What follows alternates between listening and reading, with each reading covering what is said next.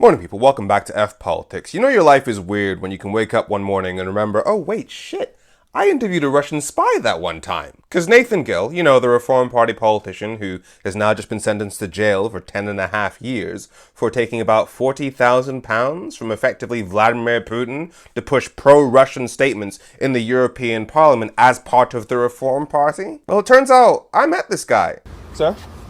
Sir? You're trying to get attention. Well, unlike the leaders of the Reform Party, like Richard Tice and Nigel Farage, who are now trying to distance themselves from Nathan Gill, like they never knew him, even though he was the leader of the Reform Party in Wales, and they've known him for years, I'm happy to tell you about the time that I bumped into Nathan Gill in Wales. And just so you understand the video I'm about to show you, this was in 2019, at the height of all the Brexit chaos that happened after the referendum. And in that referendum, Nigel Farage, leader of UKIP, which Nathan Gill was also a part of, promised people they could vote for Brexit and that we'd keep access to the EU single market. I would want access to a single market. Which means that people like Nigel Farage had got people to vote for Brexit based on the reassurance that we'd have a trade deal with the EU that wouldn't damage our supply chains at all. And even though the EU referendum didn't specify what kind of trade deal we'd have with the EU after Brexit, in both of the elections that followed the referendum, so 2017 and 2019, the majority of people in the UK voted for parties that were guaranteeing that we'd have completely open trade with the EU, as if we had never left, basically by staying in the EU single market. And yet, despite getting people to vote for Brexit based on the promise of having a completely perfect trade deal with the EU,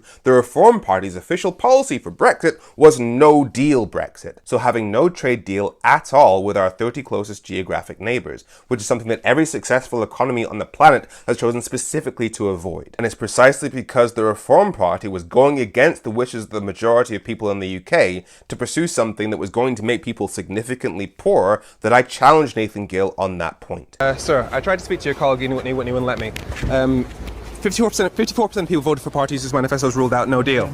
So why are you pushing for something the majority voted against? Sir? Why are you pushing for something the majority voted against? Please leave me alone. Sir? Just leave me alone. Sir? You're self-publicist. Sir? You're trying to get attention. Sir? Sir? Why are you pushing for something that 54% of people voted against? Sir? Sir? Please. This is important. It's about democracy. Can you just try to fathom the sheer colossal irony and hypocrisy of what you just heard?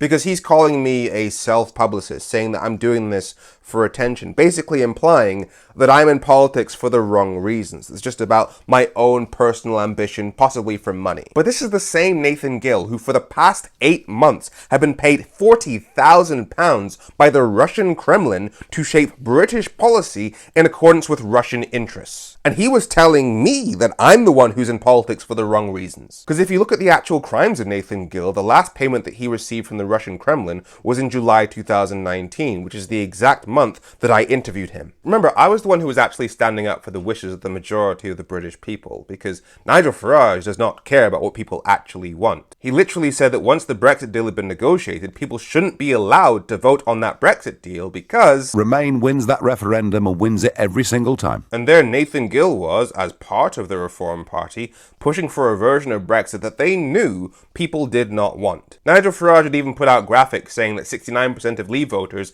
supported no deal Brexit, while 69% of 52% is not a majority. Because, and this is what people really don't get, the Brexit referendum in 2016 was 48% to 52%. What that means is 48% of people gave their approval to our relationship with the EU as it stood.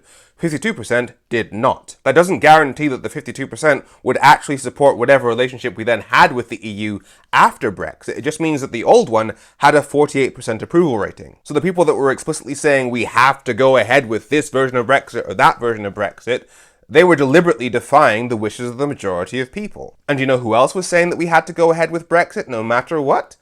Vladimir Putin, the same person who was paying Nathan Gill while he was working for the Reform Party. So when you see Nathan Gill in that video dodging my questions, accusing me of being in politics for the wrong reasons, he was acting on behalf of the Russian Kremlin while part of the Reform Party. You can see in that video, the people that are protecting him are wearing Reform Party t-shirts. The Reform Party was literally protecting Nathan Gill from scrutiny on behalf of the British people while he was being paid by the Russian Kremlin. So when you think about the record levels of poverty that people across the UK are facing right now, the cost of living crisis, the fact that things keep getting more expensive, and part of that is linked to Brexit, Just remember, the Reform Party helped do that to you, whilst being paid by Russia. But yeah, realizing that I once interviewed a Russian spy who was trying to destroy the UK was a great way to start my morning.